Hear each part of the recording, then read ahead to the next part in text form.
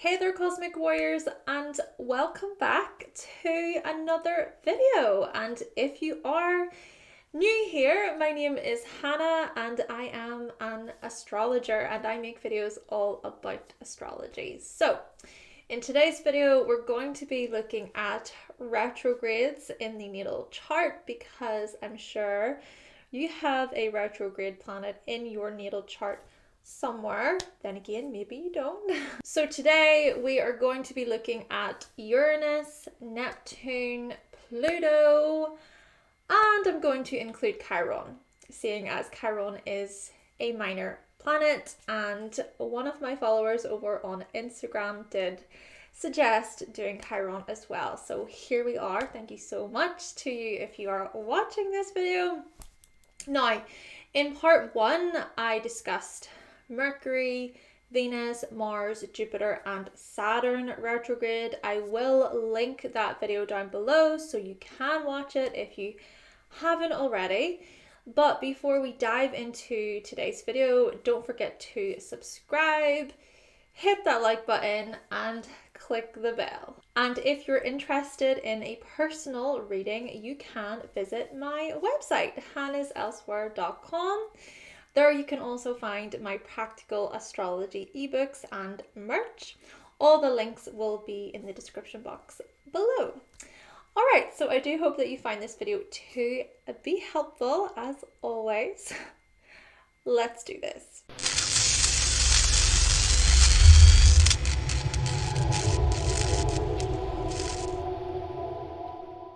Okay, so I made a couple of videos about retrogrades in the past. I talked about Venus and Mars retrograde, both natal and transit. I will also link those videos down below if you haven't seen them. But let's get into some other planets today. So firstly, for those of you who haven't watched part one, though if you have watched part one, you can skip this part. What does it mean when a planet is retrograde in your birth chart? Well, it means that the energy of that planet is being internalized. Instead of the outward expression of the planet, you will have a much more inward expression of the planet. Therefore, it will represent a part of your personality that is inward. I suppose you could say it's like the introverted version of the planet, perhaps further suggesting the parts of you that are more introverted. On that note, what does it mean to be inward looking? Well, it means you're going to look within at your own thoughts and feelings. You're going to consider how you perceive a situation rather than looking to others. You'll look inside of yourself for that information. You'll focus more on your own moods rather than seeking external stimulation. So for example, take the planet Pluto. Pluto rules our personal power and our subconscious. It is associated with our transformations and profound growth. Therefore, if you have Pluto retrograde in your chart, you're going to focus more heavily on your personal transformations rather than looking to outside influences to do this for you. You'll focus more on how you change and evolve over how other people do. You'll want to take control of your own life rather than somebody else coming along and directing it for you. You'll be very strong-willed and you will not be easily swayed either.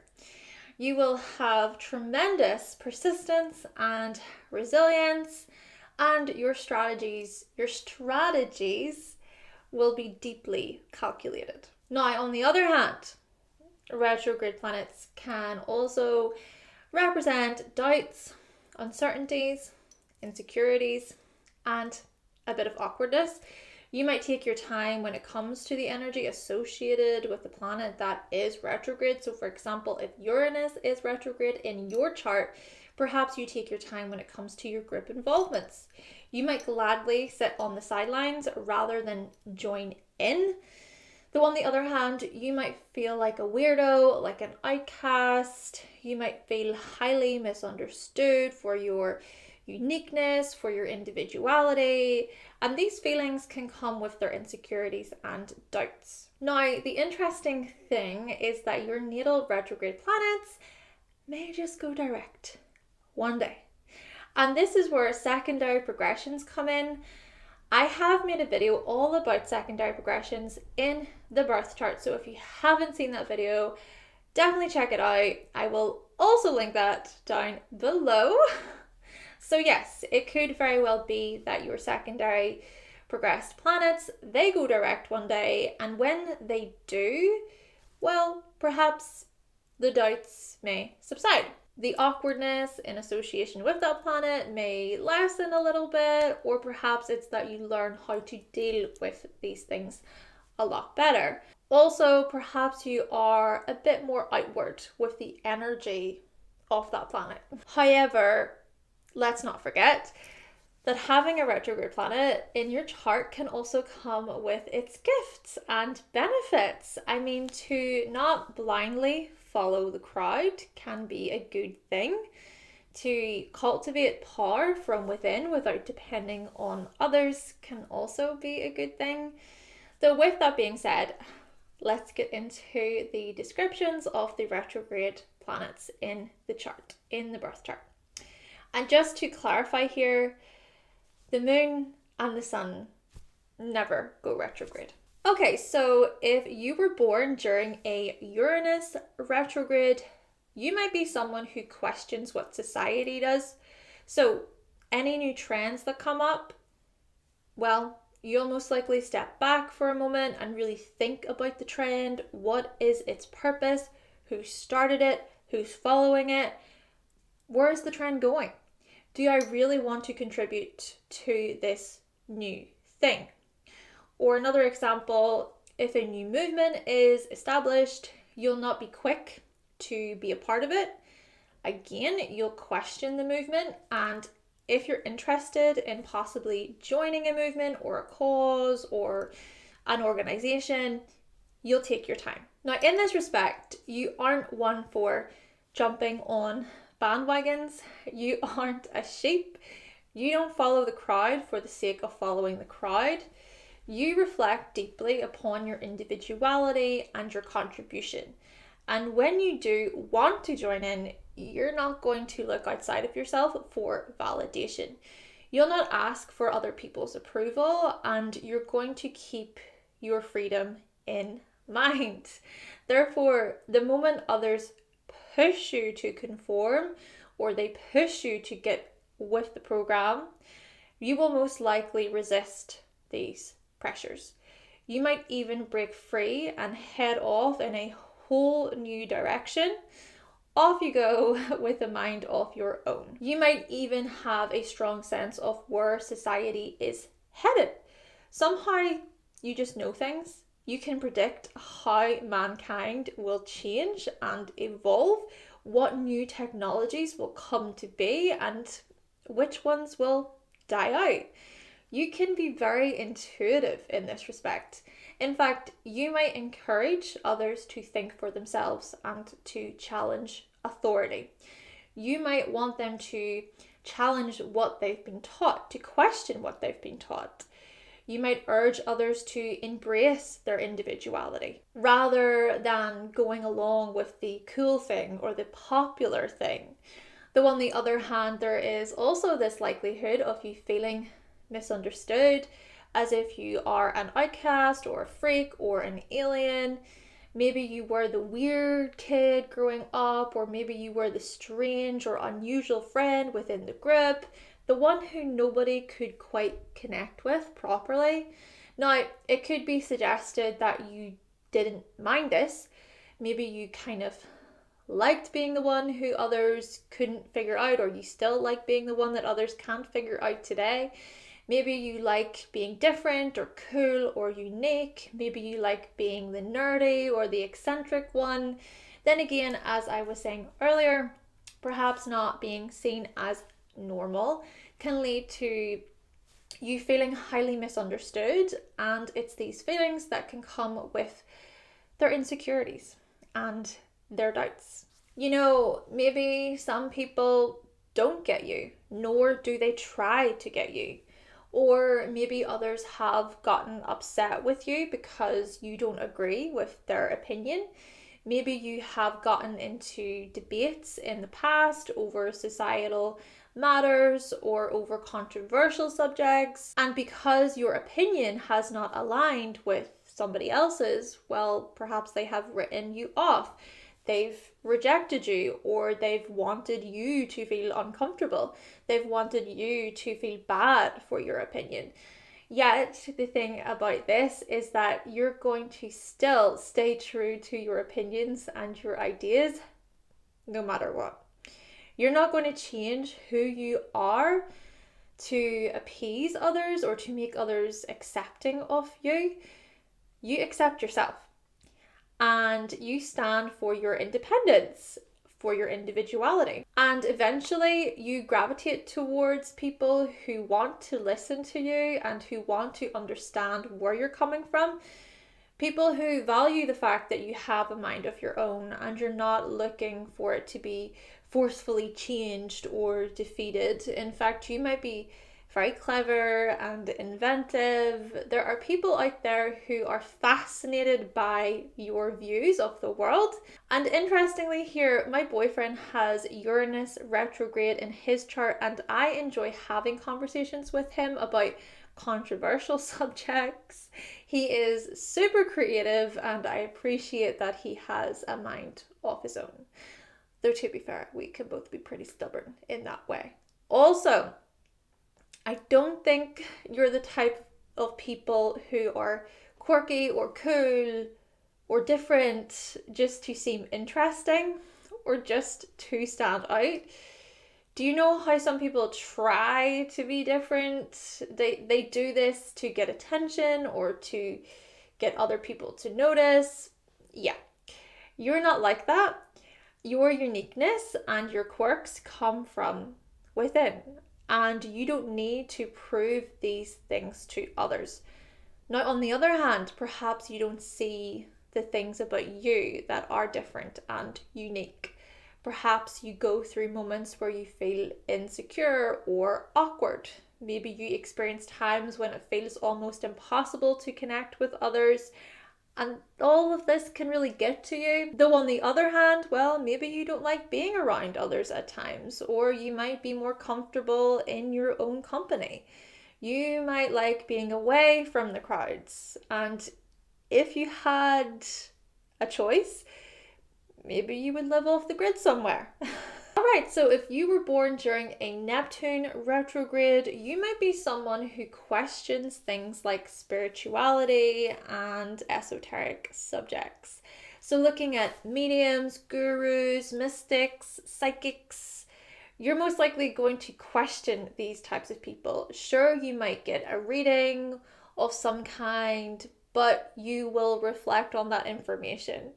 You'll sit with the information as you look deep within yourself, and you're more likely going to trust your own intuition over someone else's. Perhaps you feel a strong personal connection with a higher power, and it's this strong connection that guides you somehow.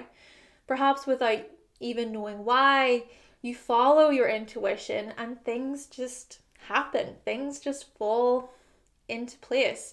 This could even be a situation where you are being a guide for others. And you will happily let them question you because perhaps you think, well, it's important to do so.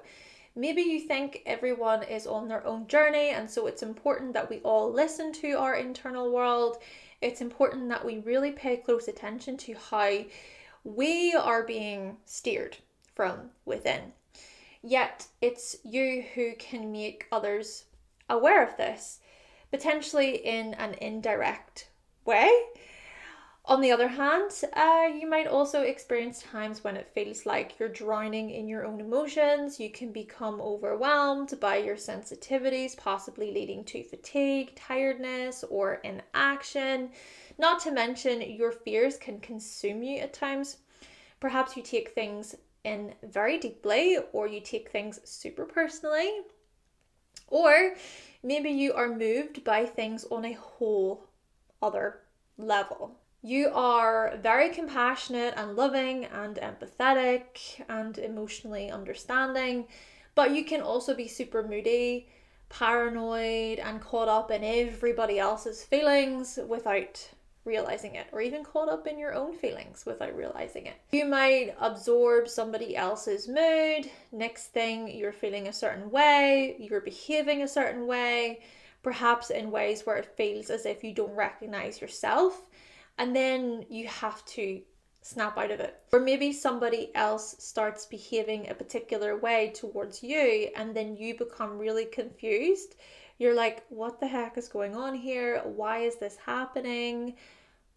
How did we get to this point? Also, there can be times when you don't trust your intuition. And I can't help but think that your moodiness has something to do with this, or perhaps it's that you possess insecurities surrounding your intuition. Perhaps there are moments when you don't trust yourself because of how you feel about yourself, or maybe because of how you feel about others. In fact, you can be selfless to a fault. You might not establish clear boundaries between yourself and others, leading to all sorts of madness and chaos and confusion. Maybe you experience moments when you're wanting to serve others, but your intuition is saying otherwise. And then you end up being disappointed, you end up being let down, or you end up feeling drained or emotionally depleted. Maybe you realize that you can't be there for everybody who needs your help or your guidance. Essentially, your intuition can clash with other people's emotions. Now, with that being said, it could be suggested that you don't typically give in to other people's self-pitying or victimhood. Maybe you can sense when these things are happening, especially because you can pity yourself. But yes, maybe you can pick up on these types of feelings in other people. Moreover, perhaps you are highly imaginative and creative. You are great at visualizing things, and when you do visualize, maybe you have a strong desire to bring it to life. Though on the other hand, you might possess doubts and insecurities when it comes to these things. Perhaps you feel insecure about your imagination, for example, or maybe you doubt your creative talents, or maybe you doubt that your dreams will come true, so to speak. Also, perhaps you go through moments where you consider taking substances as a way to relieve your stress or your pain or your suffering. You can go to some pretty dark places when it feels like you're losing yourself. Maybe you go through moments where you don't even recognize yourself. I think it all depends on what you're actually going through at the time. But when things are more difficult, perhaps you internalize things, or perhaps you want to escape. There can be times when life just feels hard, really hard, which is challenging. It's challenging for you to push through. And when you do experience such times, well, perhaps you prefer to be on your own, you prefer your solitude. So those times when you can sit with yourself and you can contemplate, times when you can escape the world through film or music or writing. And in general, I think you require that alone time. Spending time in solitude not only can help you recharge your batteries, but it can result in you feeling more inspired. It's your alone time that renews your energy and helps you reconnect with your inner self. Now, if you were born during a Pluto retrograde, you might be someone who questions occult-like subjects. You aren't going to take things at face value. You'll want to do your own research. You'll want to investigate things on your time. Sure, you might be interested in information that already exists, but you are the one who judges things for yourself. You want to dig deep and seek out your own meanings and interpretations. In fact, you might see through fakes and impersonators. Perhaps you are highly intuitive and you just know things. Though on that note here, notice how intuition, so having a strong intuition, is linked with Uranus, Neptune, and Pluto retrograde. Therefore, if you have Uranus, Neptune, or Pluto retrograde, maybe you pay very close attention to your intuition. But in the case of Pluto retrograde, your intuition may be very forceful, it's loud, and it's somewhat aggressive, meaning that it doesn't allow for you to just let things go. For example, if you can sense that someone is lying to you, you won't let it rest until you know the truth. Or another example, if there is something you know deep down needs to be said, you'll not hold back. It's as if your intuition screams at you until you act on it. Moreover, you might be a deeply passionate, driven, and perceptive person, but you might not be aware of how these things impact those around you. You possess inner strength and resilience and power, and you don't typically look to others to ignite these things within you. And if there is something you want to figure out, as I said, you won't rest until you have discovered all the answers. You won't stop until you have investigated everything. You're fascinated by how things work, by how people think, by how people behave and interact with one another. You want to know what others are hiding, what their weaknesses are, what their strengths are, what their secrets and vulnerabilities are. You effortlessly investigate other people's subconscious. In this way, you make for great healers, therapists, practitioners, researchers, and counselors. On the other hand, you might experience times when, as I say, you don't recognize how powerful you are, times when you self-destruct, times when you go to the other extreme and you go down a very dark path. Such a dark path can include alcohol or other substances. It can also involve addiction, crime, and potentially being harmful. So harmful towards yourself. Yes, you can soar. You can reach these incredible new heights where you feel accomplished, where you feel a sense of meaning and purpose, but you can also fall.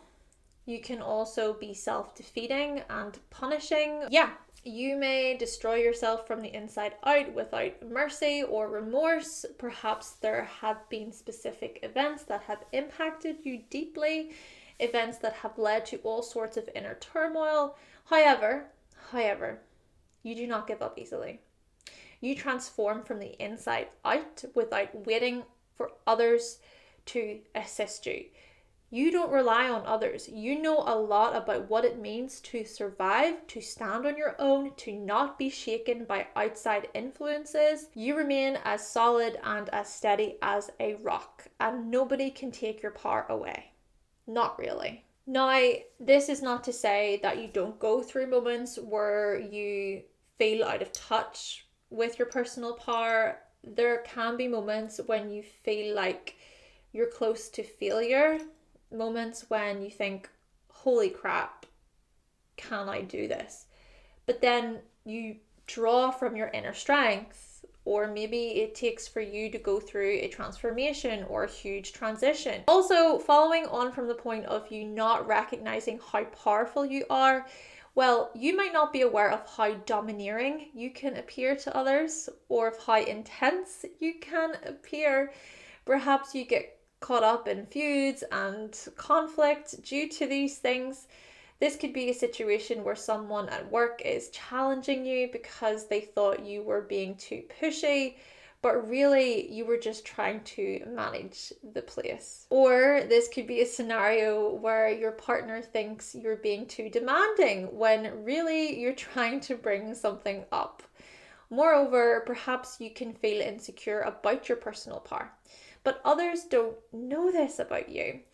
They don't see you in those moments. Well, only those closest to you do. Only those who you truly trust. You'll open up to these select few people. You might strongly dislike others knowing your weaknesses or knowing of things you're struggling with, especially people you don't know. You can be very private. You hate the thought of others using your personal information against you. And much like those with Uranus retrograde, you aren't the type of people or the type of person to follow the crowd. You can be pretty mysterious and hard to figure out. Perhaps your air of mystery can actually teach others how to keep things to themselves as well. Lastly, let's discuss Chiron retrograde, seeing as Chiron is a minor planet. So, if you were born during a Chiron retrograde, you might be someone who reflects on all the things that need to be fixed or mended within. You might be big into self-help or self-improvement or self-development, or you might notice things about yourself that you would like to change. And by you looking towards yourself, you perhaps subconsciously urge others to do the same. Then again, you might actually think you're broken, damaged, as if there is something inherently wrong with you. You could very well try to solve problems that don't even exist, or you might attempt to find fault in yourself. Now, some astrologers associate Chiron with the sign of Virgo, and others associate Chiron with the sign of Sagittarius. Personally, I have linked Virgo and Chiron together due to the repairing, fixing, and maintenance applications of Chiron. And so, if you have Chiron retrograde, perhaps you can identify what needs to be repaired or cleaned up within yourself. But there can be this perfectionistic attitude. You're probably aware of your flaws and your shortcomings, and you might also go through moments where you feel like you're not good enough, as if you must continuously improve. Moreover, you might revisit your healing and any old wounds. So let's say, for example, that you've been through a difficult experience, a challenging experience. Maybe you were in an accident, or you got caught up in a dangerous situation where you got hurt. Well, you might reassess the healing that follows from such an event. It might take you some time before you fully process what happened, and that's okay because everybody processes things differently. Essentially, it's about healing yourself. Even looking at your physical health, for example, perhaps you prefer to come up with your own recipes or workout routines. Maybe you prefer to follow your own advice, or maybe you prefer to just take your time. So yeah, you may go for advice, seeking advice from professionals, but at the end of the day, you're going to really think about what you need. Yet, it's this same introspection and taking your time that can be detrimental, which you might not like to hear, because this further suggests that there is something wrong and that something should be fixed. Though perhaps the thing to keep in mind is that you're not as broken or as damaged as you think. Maybe there are things that don't need fixing or mending. Maybe the perfection you're wanting doesn't actually exist, or maybe you can let things be sometimes. Now, I'm just going to draw from my own personal experience because I have Chiron retrograde in my chart. So this is probably a really silly example, but at the gym the other day, a guy approached me and asked if I was finished on the lap machine. I was finished, but I turned and I said I was using it. What I meant to say was, I'm not using it. Go ahead. I corrected myself in that moment, but I felt like such an idiot after. I was actually like mentally preparing myself because I knew what he was going to ask me, and what I was going to say was, I've finished with it. But no, that's not what came out of my mouth. Anyway, I fixated on my mistake as I walked home, And then I thought, okay, I can correct myself moving forward, just don't do that again. I can learn for next time. But me learning for next time is based on the previous time. So instead, I should really be living in the moment and approaching new situations as they come. But the thing is I don't really do that. It's like I have to prepare myself for every possible outcome so that I don't make an error or a mistake. But then I actually end up making more mistakes anyway. Because I'm preparing for things. I'm not living in the moment. Yeah, I can reflect on all things that are wrong. Maybe I'm still doing it by bringing up this example. I mean, I'm telling you about a fault and how I wish to improve things moving forward. Chiron retrograde people, can you relate to what I'm saying? It probably doesn't help that I have a Virgo rising with Jupiter retrograde in Virgo. Still, maybe there is something to be said about letting things be. Though on the other hand, to end this on a positive note, it's great how willing you are to improve yourself. If there is something you feel deep down needs to change, you'll put in the effort to make it happen. You'll not make excuses. You'll not expect others to change things for you or to fix things for you. You'll want to do these things yourself. And even looking at potential real life problems that arise, you will want to solve these things on your own. Okay, sure, you might ask for advice or for help or for support, but you know that you have to make the final decision. It's you that has to put the effort in. And even if you find yourself justifying things or trying to make excuses, it's your inner world basically is just going to keep nagging at you. Yeah, it's you who has to think for yourself. In fact, you might help or assist others in some way. Perhaps you're great at helping others improve their own lives. Maybe you can provide them with effective advice or certain tools. However, the thing about this is that you don't typically push on others. You let others come to you. And if you do push on others, things just might backfire. Essentially here, I think you learn that you're focusing on your own healing journey, and those seeking your support, they will find you. And when they find you, they'll recognize you. Even if you feel awkward like I did at the gym, they'll notice you. Okay then, Cosmic Warriors, so that concludes my video on retrogrades in the birth chart part 2. Again, if you haven't seen part 1, I will link it down below, but please let me know if you find this video to be helpful. I would really, really appreciate that.